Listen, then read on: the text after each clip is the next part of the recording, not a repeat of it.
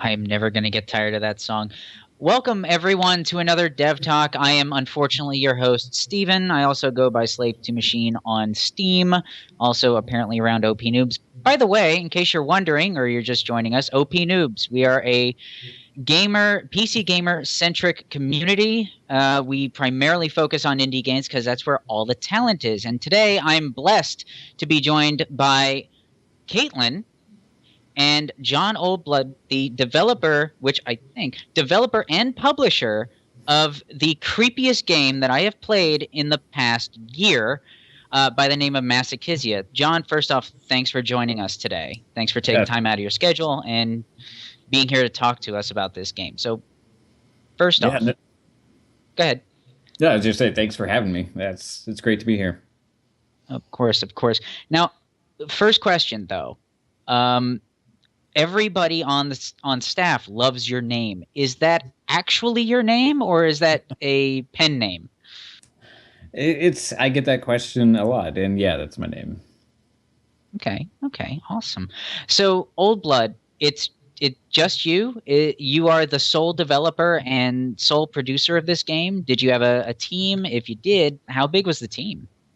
No, I did have some people that were helping me out with it. I'm sort of a jack of all trades, but not really great at lots of other things. So I did have certain people that were helping me out with different things. People are helping me out on a technical side. For example, I needed a composer. So all the music that's done in the game is a friend of mine who's a composer. Outside of the trailer, that was just a song that we licensed with a band that I'm a big fan of. So yeah, there's a few people that helped me out with some things on the back end and some of the more technical things. But yeah, it's there's no team, no company, no office. It's yeah, just old blood. So when did you guys start? You just recently released on October 9th of this year. That's when the game came out. But when did you guys start building this game, and kind of what was your inspiration? What pushed you to put this thing? What made this thing come alive? Well, the idea kind of sprang from about, I'd say, a little over a year ago. I had just been involved with another small team of indie developers. We'd put together a game that came out on Steam, and it absolutely bombed. It did terrible.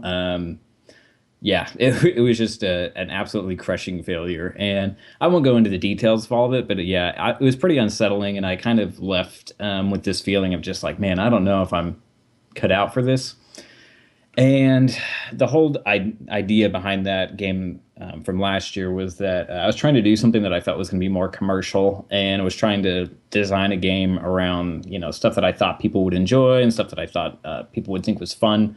And it ended up I was totally wrong. So after a couple months of sort of trying to figure out if I even wanted to do games, I just decided I kind of wanted to do a game that that maybe only I would ever want to play. So that's where Masochisia came into effect. And I played around with the idea for a few months. And then the work started in January, on January 1st, 2015. So I started the new year off with it. The idea was to be done in 6 months or less because honestly, I didn't think anyone would ever play it. So I wanted to move really quickly and aggressively and just get it over with. That way, if no one ever played it like I thought, then at least I would have, only wasted 6 months of my life and not years of my life. So to be cliche, this was a labor of love. I'm not sure which portion of the brain this came from, but this was essentially a labor of love. Yeah, that's really the best way to put it. It was very honestly kind of liberating to work on something where I never really had to stop and worry about like, this feels like this is too much, or who's going to want to play this? Because I don't get me wrong, that question came up a lot, but I just kept reminding myself that it didn't really matter because I just wanted to make the game for myself. And so I just kept going and plodding through, even though I didn't really know why I was doing it. Did you actually play it? Like, did you finish it and then play it? Yeah, I played it a lot, unfortunately. In a game like this, just it's very progression focused. So like the testing part of it, I couldn't tell you. I've played the game hundreds and hundreds of times, retesting things. It's I was so ready to be done with the game when I was done. So we got a chance to review the game. In fact, Caitlin is the one that actually reviewed the game. If you haven't read it yet, you should do so. I mean, keep listening to us, but you should go and check it out over at opnoobs.com. It's under reviews. And from the sounds of it, there were a lot of questions that kind of came up while she was playing. So I'm going to keep my trap shut for a few minutes. Promise, just a few minutes. And let her get her questions out of the way because I've got a lot more to go. But go for it, Caitlin. Okay, so I loved your art style, and I was wondering, since I happened to, after I played through, I looked up the person after I recognized who it was, and I noticed that he looks exactly like the father. Like, the hairstyle, the angular face, the features, everything. And some of the other characters look like their counterparts, too. I won't name any names, but she's perfect. And I love her. So yeah, did you take it from the period? It's so gorgeous, and I was wondering about that. Well, first off, I'm sorry. Yeah, keep going. Go ahead. I just want you to know. Oh, okay. Well, first off, I just want to say thank you so much for playing the game and also for your review, which, yes, I did read. It was an awesome review. Thank you so much for that. It's very, much nicer than I would have anticipated a review would have been for the game. But yeah, just to answer your question, I did want to pull a lot from the background of the story. I honestly never even knew if anyone would ever actually figure it out because, once again, I didn't know who's going to be playing it. But I definitely wanted to draw some inspiration from the actual story that was kind of driving behind the game. So I did spend quite a bit of time just kind of looking at pictures of, the people that I did know and other people that I didn't know, just kind of having to make some assumptions on that. But yeah, there's actually some of the more famous pictures of the character that we're actually talking about. I actually have hidden in different parts of the game where there's an actual painting of him in the game. But I don't think anyone's ever found that yet, but it's in a pretty obvious place, so I'm surprised. So there's actually even a painting of me in the game, but no one's figured that part out either. The game is loaded with just all kinds of weird things in it, and it's kind of interesting to see when people figure them out and find them, but there's still a lot of stuff that people haven't found yet, so that's cool, I guess. The next thing that I really, really wondered, and I had to know, you did take a lot of license with your imagination.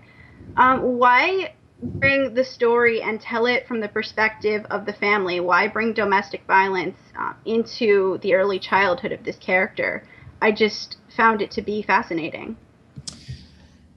Yeah, there's a few different parts to it. There's a lot of my own kind of personal side that got kind of morphed into the game as well. So there's lots of parts where the voices in your head are almost, and this is probably getting way too far into it, but there's a lot of time where it's the voices in your head are actually me, like the developer, talking to the player, or in some cases talking, I guess, to myself as I was designing the game and kind of questioning why I was doing what I was doing in the game. But it fit in really well with just the whole themes from the game. And I'm sure if someone's listening right now, they have absolutely no idea what we're talking about because this is really, we're kind of beating around the bush on lots of things. But what I needed to do for the people that are familiar with the story, I did have to kind of, as you said, take some liberties there because just the nature of his family, there was a lot of neglect and there was abuse, but not necessarily from some of his direct family members because they were in other places or no longer among the living. So I needed a way to reiterate the abuse and pain that he did go through as a child and make it in a way that people who did play it would be able to understand and better associate with. I didn't know if it was really going to work or not, but in March, I think I did an early demo of the game and put it up on Game Jolt. And it did really, really well on Game Jolt. And it's actually the reason why I kept going with the game is because I was getting lots of feedback on it. And I didn't know what people were going to think about that scene in the first act with the father, but it connected with a lot of people. And it's actually been surprising. I get probably 1 or 2 emails a week from people who are going through abuse or have been through abuse. And it's been interesting for me just to kind of hear from a lot of people. It impacts, I think, more than people are aware.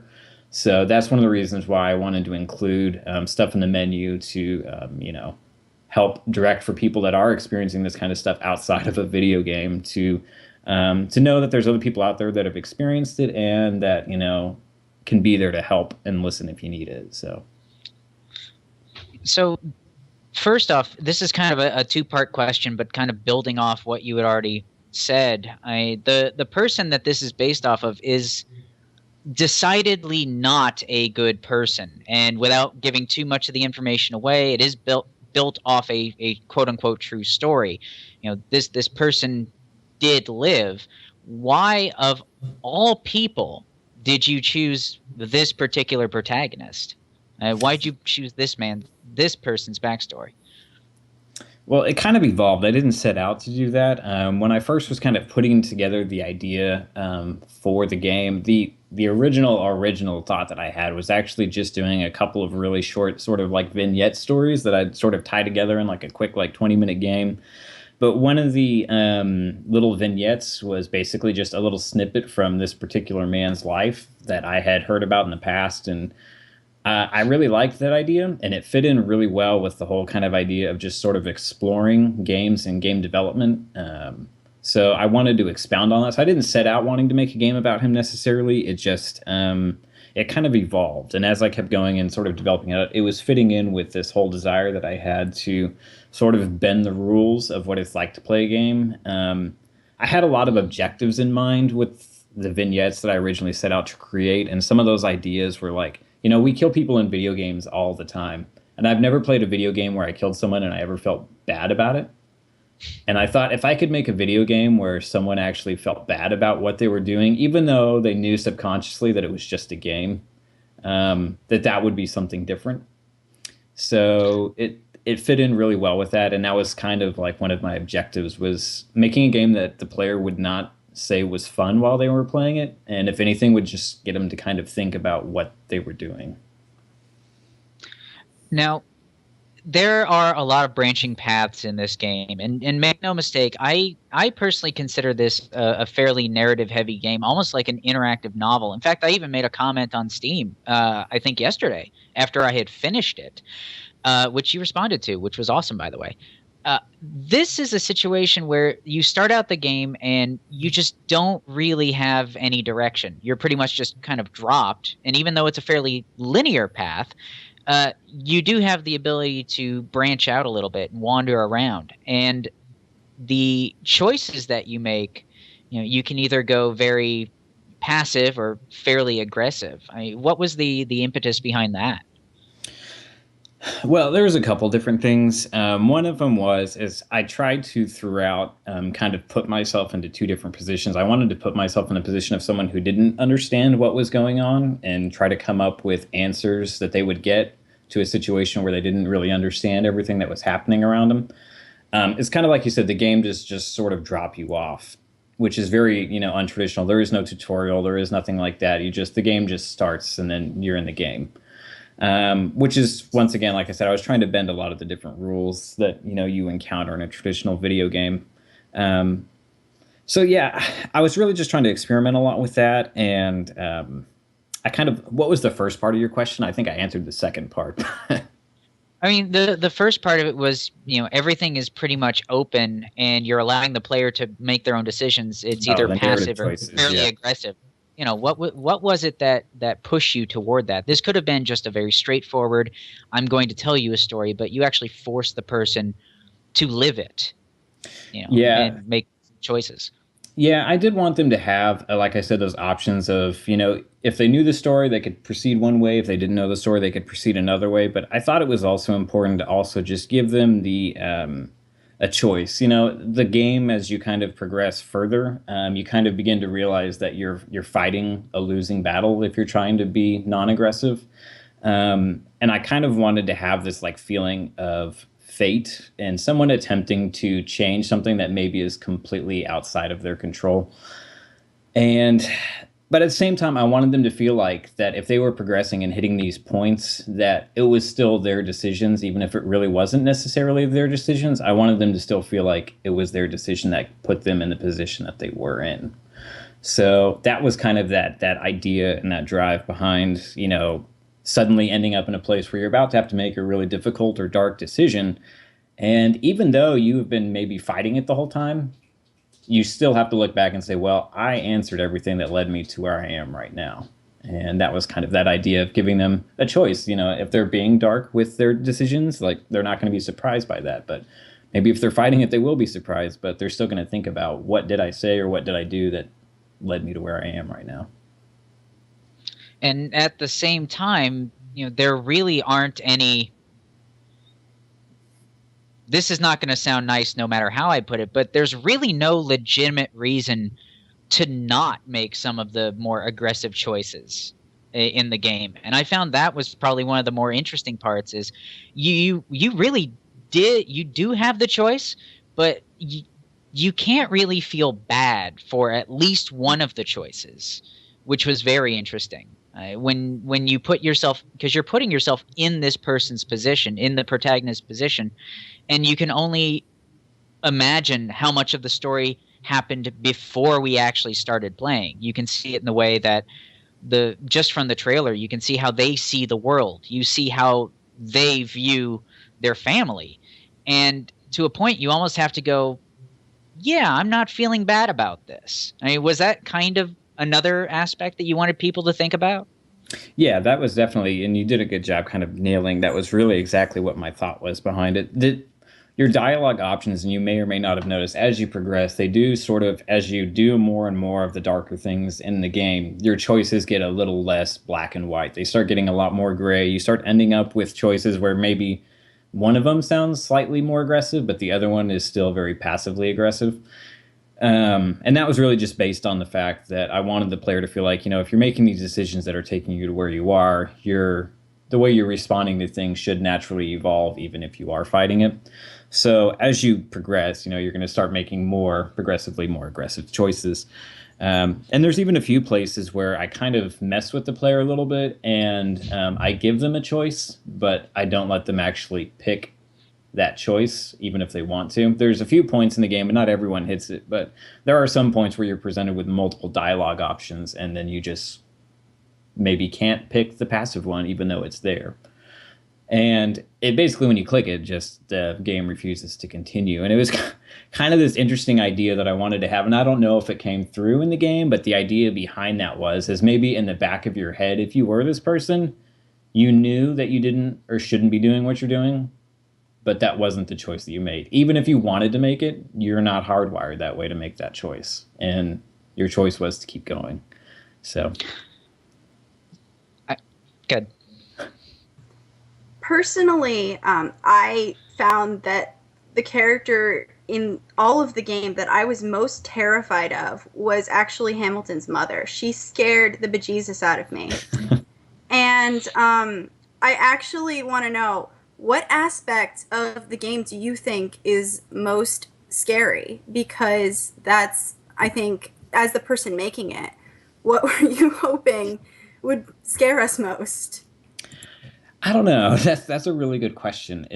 I kind of knew for me what I wanted to be the part that really, got me. But yeah, I wanted to design it in a way that everyone would either have someone, either that they know or that they've heard of or something, to be able to relate in a negative way to one of the family members that was there. So whether it was the brother, the mother, the father, or even, Hamilton himself, that there was someone that in some way, shape, or form you could have some sort of relation to. And I found, kind of like you said, some people were really bugged by the mother. Other people felt really bad for her because she seemed, sort of like trapped and abused, and maybe she's just another victim in the whole thing too. Other people obviously, hated and despised the dad a lot, but in his own way, he was really a guy that was surrounded by a house full of insane people, and wouldn't that drive you a little crazy too? So like everyone kind of has this own good and, bad side to each other. But yeah, so for me personally, I think Hamilton, the character, was probably the one that scared me the most. And that was, I think, kind of that motivating idea behind, for me, sort of working through some of my own demons. And for me, the scene that still bugs me, even when I was in testing, is that scene, late in the game when you're going into the warehouse past the Guardian and you come in and you see the victim for the first time. And even as someone who wrote it and knew it, every time I would sort of pan the screen over and see him, I would just feel this like little feeling in my stomach that like, ugh, I don't want to go through this, even though I'm just testing it and I'm the one that put him there. Like, and I knew he was going to be there. It still kind of bugged me every time I saw him.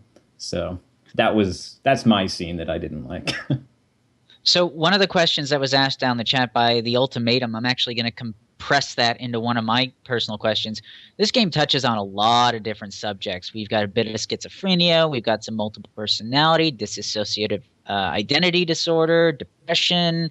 Obviously, when a game starts off with, "Are you sure you want to play this? Yes or no?" That's always a hint. And when it gives you the phone number, by the way, it gives you the phone number for a helpline for anyone that is currently dealing with or has ever dealt with any kind of abuse. Keep that in mind. What, if any, was the limit? How much in the design process, how much in the building process? There's a lot of very twisted scenarios. What was too twisted to make it into this game? There was a lot of stuff that I left out of the game. As anyone that's probably, they crack the story, they go and look it up.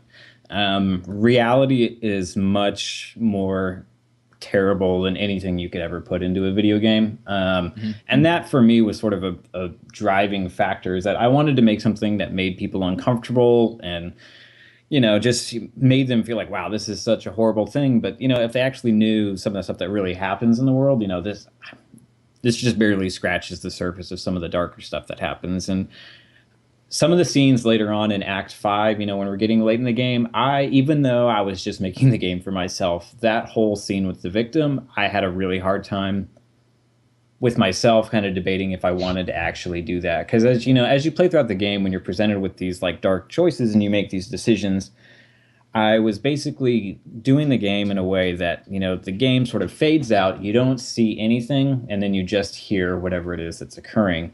And that was partly because I'm not good enough as a game designer to create the scenes that you would actually have to see. So I was and like I said, I was working on a really small budget and a quick time frame. So I was kind of cheating by doing that. But what I also wanted to do is I knew that people's imaginations would probably do a lot of the work that I couldn't do myself if they could just hear it. So I was going with that. And, when you get to that scene, in Act 5, I really was torn up about continuing after the victim is dead, about pushing the player even more. But that was, I think, for me, the pivotal scene, because that's what I needed up to that point. Even though it's your decisions that have led you to where you are, you're very hands off, like when stuff happens and you make decisions with your father and stuff like that, things occur, but you're not really directly interacting in that. This was a time where I wanted the player, if they were going to keep playing the game and they were going to finish it, they were going to have to get their hands dirty, so to speak. And I wanted them to have to do that themselves. And so that was a scene where I honestly thought a lot of people would quit. And I'm really surprised, actually, how many people don't quit right there. And I think that ties in a bit with the psychology. I'd read lots of different psychology experiments. And one of the big things is if you keep telling people to do something that they don't want to do, and you tell them that they don't have a choice, they'll keep going. And that's used a lot in like military trials and stuff like that. And there was some big trials back in World War II determining, are Nazi soldiers guilty of the crimes that they committed, or were they just doing something that they were told that they had to do and they had no choice? So are they actually guilty or not? So the game kind of uses that a lot. The game is filled. You may have noticed little flashes sometimes on your screen. Those are subliminal messages telling you that you need to keep going. And the voices in your head are also telling you that you have to keep going. And when you talk to the angel in the woods, he tells you that you have to keep going. So the game's always telling you you don't have a choice. You need to keep going. And I think, I don't know, maybe that keeps people going when ordinarily they would have quit. But I'm still surprised how many people finish the game. Yeah, so you're talking about, if my memory serves me, and it's been a while, isn't that the Milgram experiment, where you have someone in a lab coat coming in and saying, okay, you need to administer shocks to this person because I'm telling you to do it. The shock therapy was, yes, that's exactly the case that I was saying.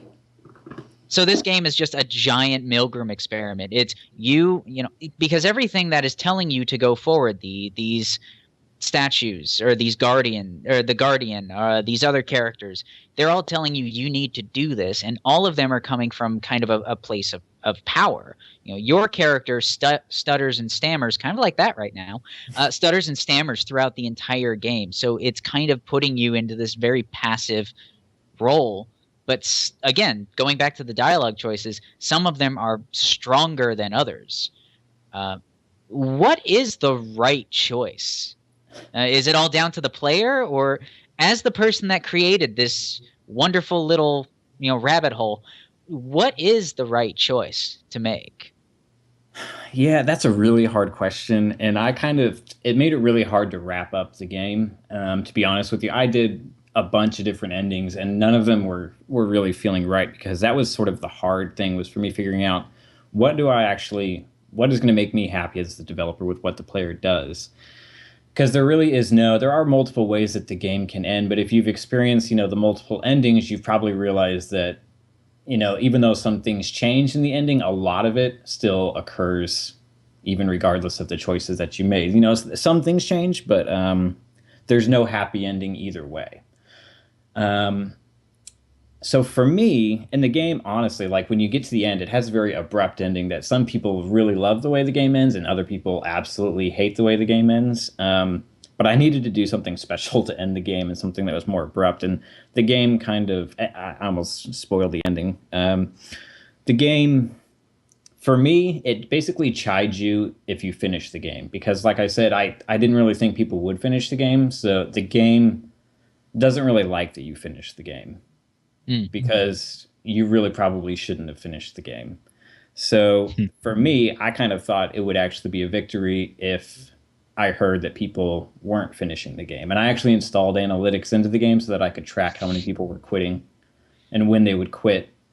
And I'll be honest, I haven't actually dug in too deep to look at them. They're there. I just haven't looked too much at them. But I've just been surprised from all the people that I have heard from that said they finished it. But yeah, like technically the only way you can really win the game is to just either, this is a terrible advertisement, but to not play the game or to not finish the game. That's the best way to win the game. So that brings me to a very interesting point. And actually the next question I'm going to ask is going to be Rex question. Recreator, if I can't pronounce it. But this is one that I really loved. And this might be a little spoilery for people, but this game interacts with you when you're not playing the game. I'm going to stress this. The game actually interacts with you dependent upon your choices. I'm not going to say how. I am not going to say how. You need to play it to find out. But how many people freaked out after that? After that became a thing?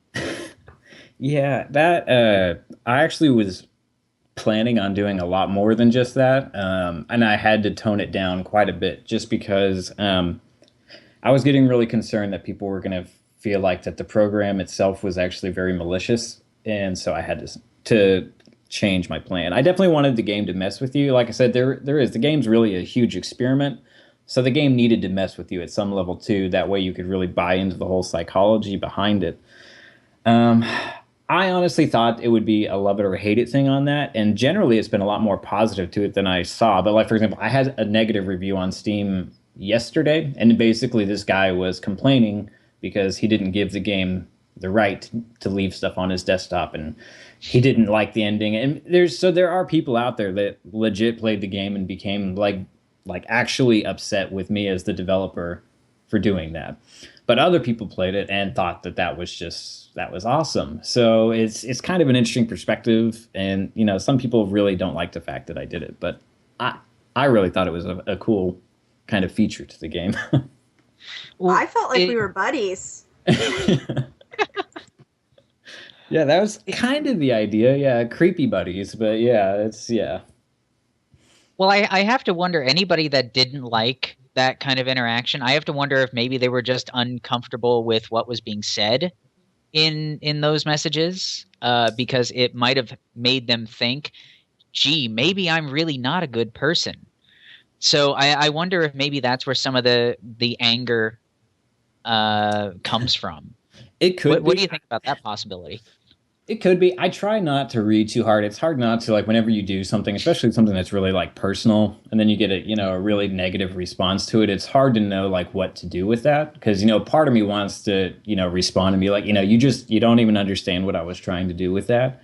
But another part of me, like you said, I don't know who this person is, and maybe they've been violated through digitally. There's lots of people that do that stuff now. I don't know their situation, but I felt like I was being pretty transparent on the game. There's a lot of warnings, and I think some people, they don't care about warnings because they think it's just like a gimmick. But like I wanted people, and there's a developer's note on the Steam page before you even get down to read what the game's about that basically just says, it's not a traditional game. So if you're coming in expecting like a Slender Man horror game, you're not going to get it. So, yeah. So, Recreator, we'll just call you that. Many times horror games use a lot of jump scares to startle the player. What was the primary focus in this game as far as scaring the player? I had a really hard time kind of figuring out what I wanted to do with that. The game changed a lot. I had to decide early in. The way I originally designed it, it was originally a lot more gamey and a lot more traditional horror than it was. But I kind of had to evolve the game as I went because I had to realize that, the game that I wanted to make was more narrative heavy. And I felt like I was really trying to straddle the line between a traditional point and click game and a narrative game. So I kind of moved a lot of the features that I had in the game out so that I could put a bigger focus on the narrative. And because of that, I did make some changes to the way, like, jump scares. I'm not a huge fan of jump scares, but I do think, especially in sort of a slow-paced narrative game like this, they did serve a purpose of keeping the player on edge, even though there's only, I think, something like 4 or 5 jump scares over the entirety of the whole game. They're spaced out just far enough that I think right when you kind of forget that they're there, they reoccur again.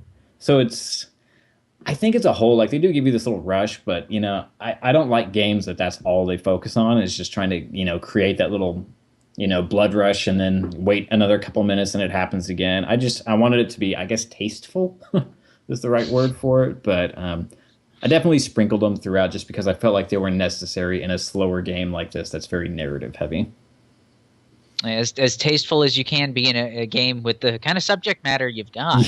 Yeah, probably not the best word, but yeah. So Randark asked if you had the budget, which I'm actually curious as to what the actual budget was for this game going from January to October. But if you had the budget, would you have done this with full motion video, or do you feel like that might detract a little bit? Well, I'm pretty transparent. I do some devlogs on some different developer forums, and there's actually a devlog that starts with the original idea on January 1st, where I basically say, hey, I have this idea for this game. And it sounds really crazy, but then I basically devlogged the entirety of the entire game through there. And I'm very transparent about what I do, and the game cost approximately $9,000. That's what my actual budget was on the game. There was a lot of stuff that I wanted to do early in that I just wasn't able to for lots of different things, but I think it actually worked out well the way I designed it. One of the things, like I said, those pivotal scenes where I had the game cut to black. Like I said originally, that was more out of necessity than a design decision. And the fact that the game is so text heavy, I originally didn't want to do that at all. And I'm a big supporter of voice actors, and I wanted to use voice acting throughout the entirety of the game. But I just realized pretty quickly that was going to add a ton to the scope. My costs were going to go up huge, and because of how hard the game was to write, and in terms of I was changing stuff up so much, it was going to be really messy to be working with voice actors, and I'm changing the dialogue because I'm not happy with the ending. So it got really messy quickly, so I just axed that whole idea. And while I didn't like the idea of people having to read every word itself, it actually has worked out really well because I don't know, at some level, some people like really enjoy the reading aspects, and YouTubers like to do voiceovers and stuff, and they don't have to pause because there's someone talking on the screen while they're playing the game. So in some ways, it's actually kind of worked out, as a benefit to the game. But if I had a budget, yeah, I'm sure the game would have been more than it was, but maybe, making it on a cheap budget kind of served it better than if I would have had the extra money to spend. So that's actually another good question. We've spent a lot of this interview so far kind of dancing around many of the major plot points. Uh, what do you how do you feel about people streaming this game? How do you feel about people playing it on YouTube and theoretically spoiling story points? Yeah, I'm still honestly not 100% sure what I think about that. It's been, I don't have any real negative feelings about it. I'm friends with some of the different, YouTubers and stuff that have done it, and I think they did a really awesome job. It really does spoil the game that way, but I also know that, especially in a market like this and the way this game is, this game is not going to make me a lot of money. If I break even on the game, that's probably going to be a good thing. So just kind of knowing that the game is going to reach a larger audience because of these people is important for me. So I see that as a positive. I do think, yes, it sort of kills the need for anyone that would want to buy the game after you watch a full playthrough on, Twitch or YouTube. But, they probably weren't going to buy the game from me anyway. So at least they got to enjoy the experience. So, yeah, I guess overall I'd say it's a positive. Although, yeah, it does, as a developer, it does kind of hurt me in the long term. Okay. And Rec, we answered kind of part of the question because you referenced Act 5, the scene in the warehouse. So I think that's one of the strongest points that you feel strongly about. But was there anything in the game that you wanted to put more work into other than, say, voice acting, maybe a part of the story that you wanted to flesh out but couldn't?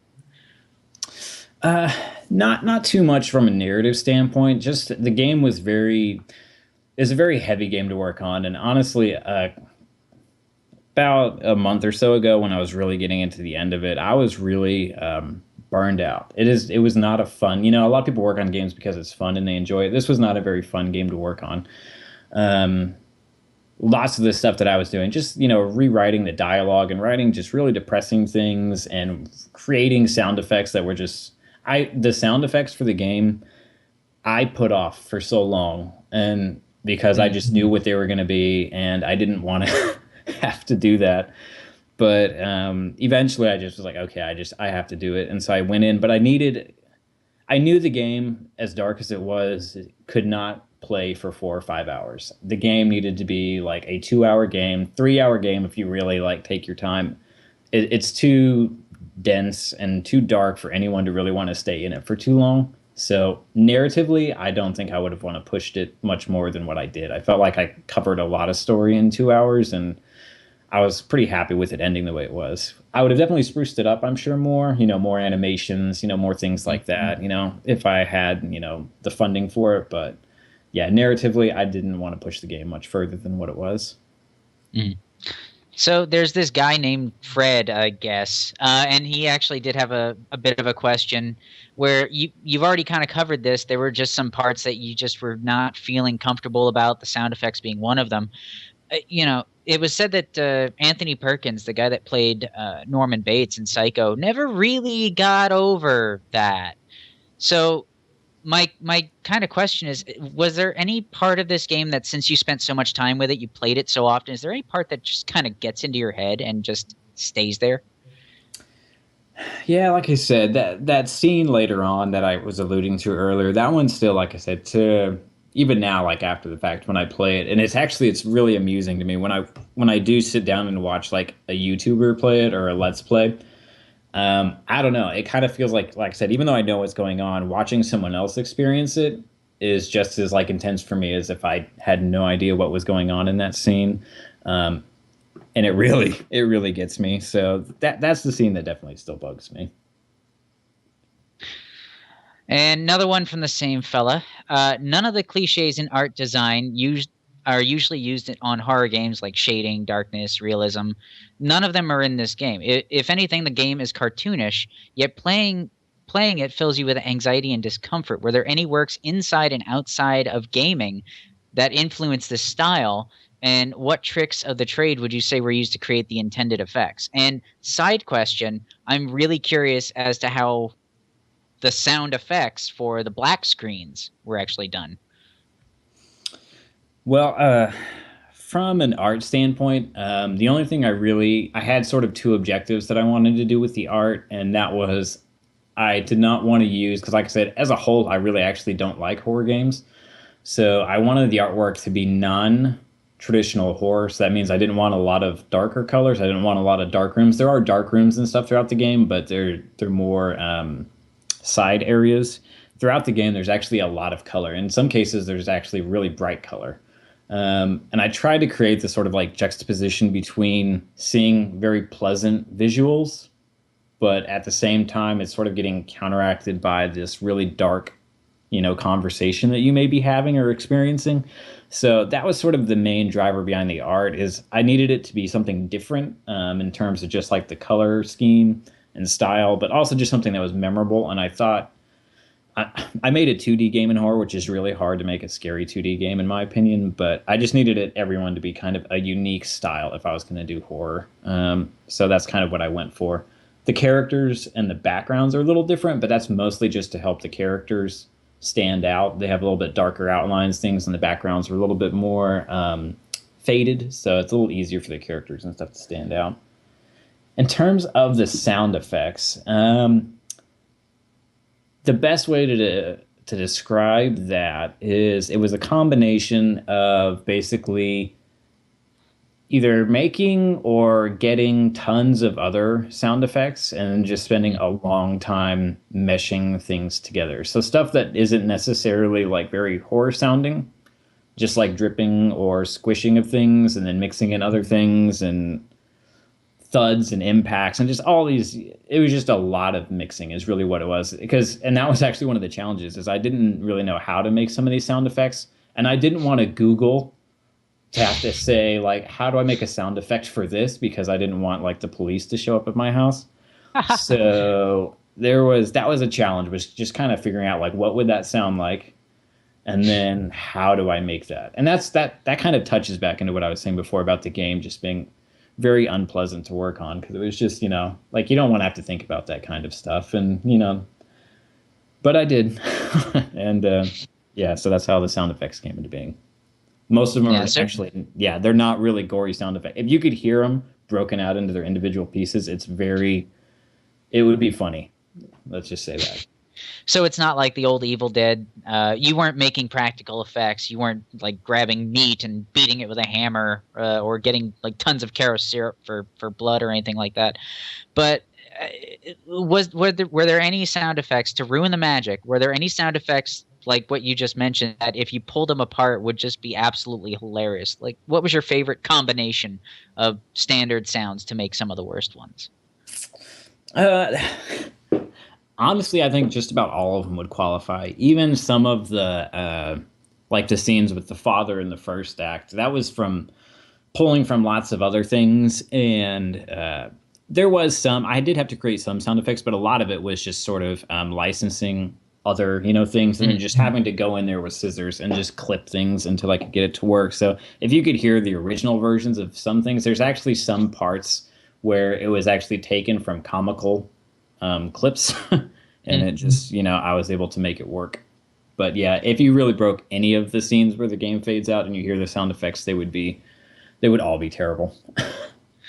So Randark asks, are you planning a series of horror games in this point and click style? And if so, will they all be based on true stories? That's a question I'm getting a lot, and that's a hard one to answer. At some level, I do think that there's more that I could cover. There's a lot of stuff that I didn't, not narratively necessarily in this story, but there's lots of other things that I'd like to talk about and lots of other things I'd like to do in video games that I think in a traditional, more consumer-focused video game, I won't even be able to dream about doing. So yeah, at some level in the back of my head, I've thought about, do I want to make other games? Obviously, in this case, like you can't really make a sequel to this game. That just doesn't really work unless you just completely brace a totally different backstory. So it's a sequel in name and then just a totally different character behind it, which is always plausible. But the other part of me is just like, I don't know if I want to do that again. And a challenge of like games like this, experimental games, is like, it's really hard to survive and make games like this, because even if people appreciate them, it's really hard to make a living doing that. So, right. So if I was tempted to make another game, a big part of me would want to make something that the mass consumer audiences would want to play. And I know that sounds like some sort of like sellout thing to say, but it's at some level, like when you're designing and working and you spend so much time working on something and then only a tiny audience, is interested in it, it makes it hard to want to go back to that just because, yeah, it is challenging. Caitlin? Yes. So what kind of game is it that you want to make next? If it's not point and click, you said more consumer focused, but I'd be interested in playing. What is it? I'm throwing around some ideas, both for sort of kind of a continuation of what I'm doing here, but like I said, I'm really sort of having a lot of second, doubts about that. But I'm also throwing around some ideas from other stuff. I really don't have anything other than like ideas right now, so I hate to like not answer your question, but yeah, at this point, I don't really have anything other than just sort of throwing ideas around in my head. I couldn't even give you like, an elevator pitch on it because I don't really know what the game is yet. Other than I have other, themes that I'd like to explore.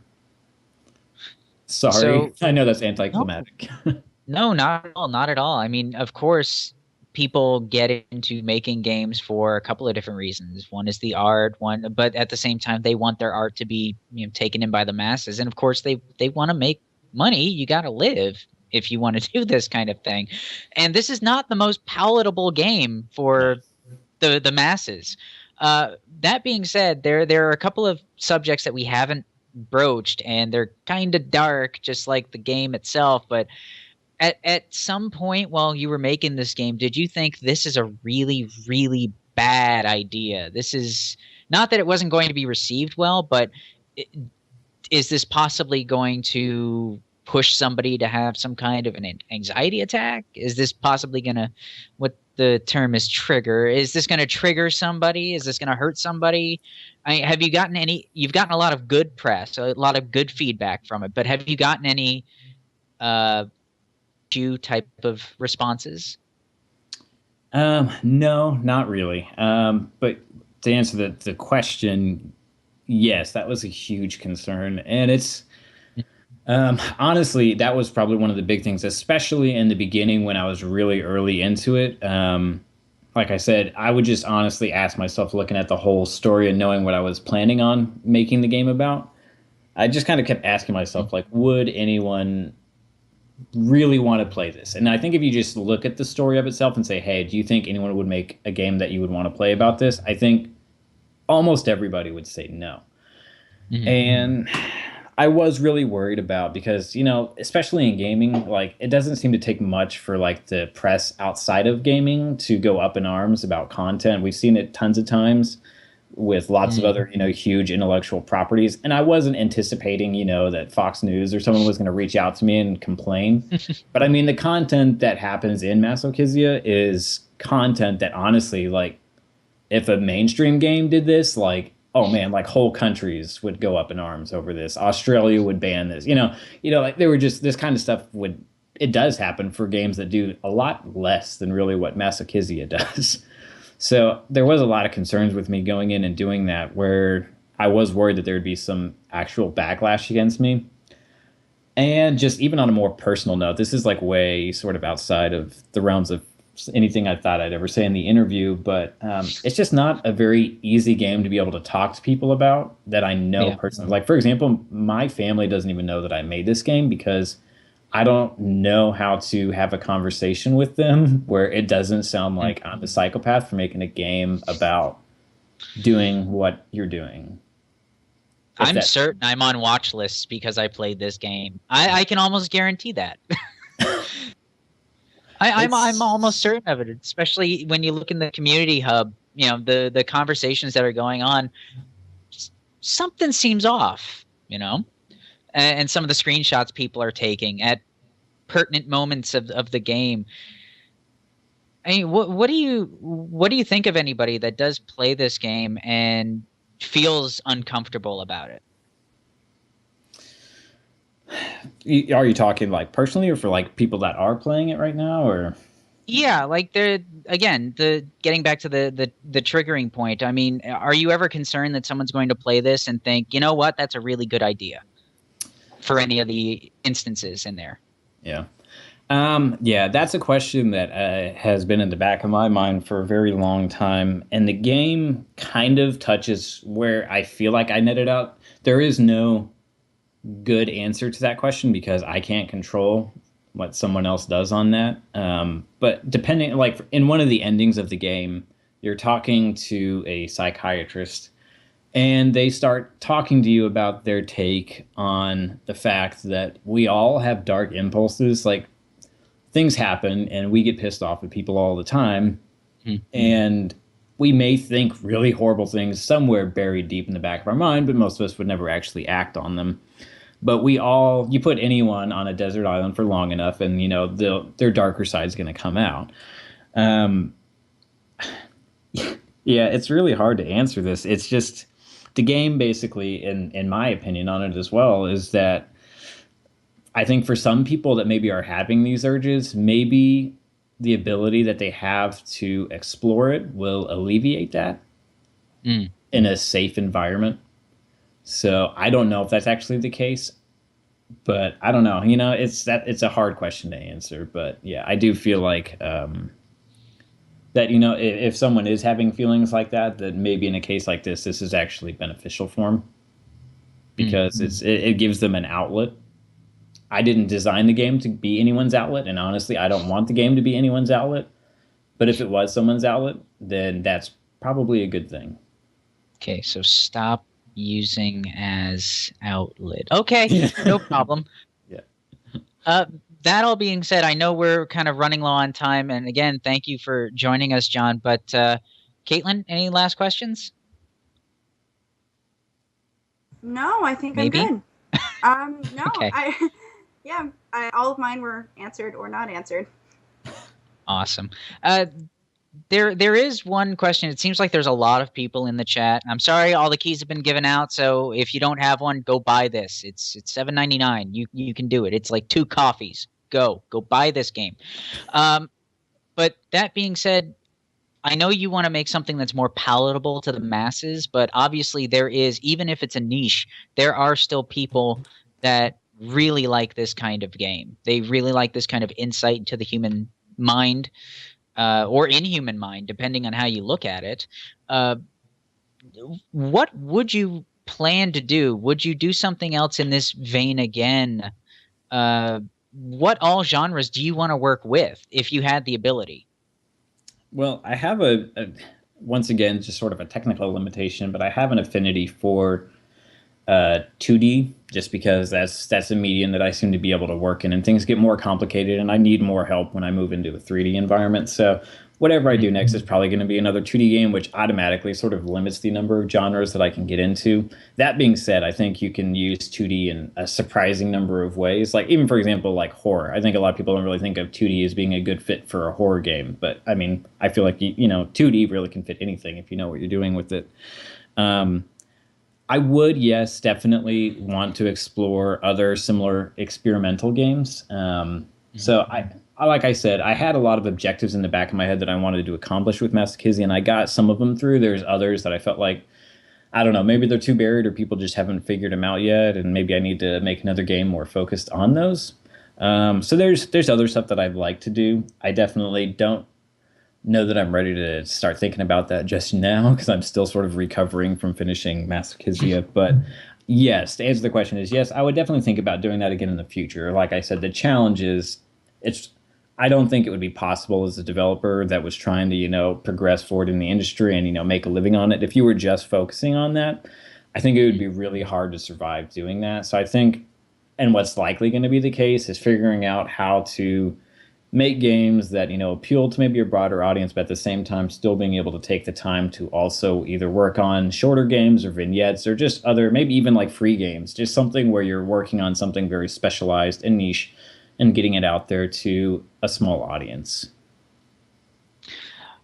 But no matter what genre you do, I really, sincerely, from the bottom of whatever blackened heart I have, I hope you stick with horror, because not only were you able to get a fantastic atmosphere in this game, you really did kind of turn the narrative back on the player. We're so used to interacting with the things, click a button, kill a thing. Here you actually have to hesitate. And if you don't hesitate, that might be a problem when you're about to click that button or make that choice. And there's very few people, not just in indie development, but also in AAA development, that just I don't feel that same resonance. I don't get that feeling. But you were able to pull it off in less than 2 hours with a 2D game, and that should be commended. Well, I In my appreciate opinion. it. That's very nice for you to say, and that means a lot. I will say this: like, if I did work on a game that was more commercial, I just think I naturally have a very sort of gritty and kind of darker take on things. So I'm sure whatever I do next, Yeah. even if it is outside of horror, it's probably going to be a dark and gritty version of whatever sort of genre that is. So that's just kind of my style. So Well, there'll be more John. atmosphere. Oh, good, awesome. So Jon Oldblood, he is the developer and publisher. Oldblood Studios, or just Oldblood. The game is Masochisia, which I feel bad for mispronouncing this entire time. But if you want to check out the review done by Caitlin, you can go to opnoobs.com. Click under reviews. I know you said you're a little sketchy on it being streamed, but I kind of want to go on Twitch and play this thing now from start to finish and go through all the possible endings. My opinion. But and that song, that song from the trailer, that has been on heavy rotation on my YouTube for the last day and a half. So thank you It's an for that. awesome song. But anyway, that being said, Jon, thank you so much for joining us. People in the chat that were asking questions, thank you for your questions. If we didn't get to it or you didn't get a key, I'm sorry, but you all rock. I'm Steven, or Slave to the Machine, for OP Noobs. Caitlin, also OP Noobs. Thank you for joining us, Jon. And now we're going to have that song once again. Thanks, Steve. Thanks, Caitlin.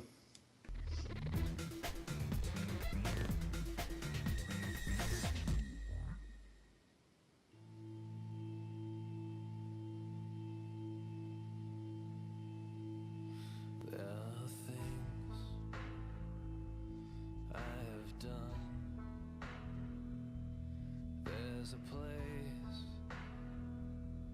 I have gone. There's a beast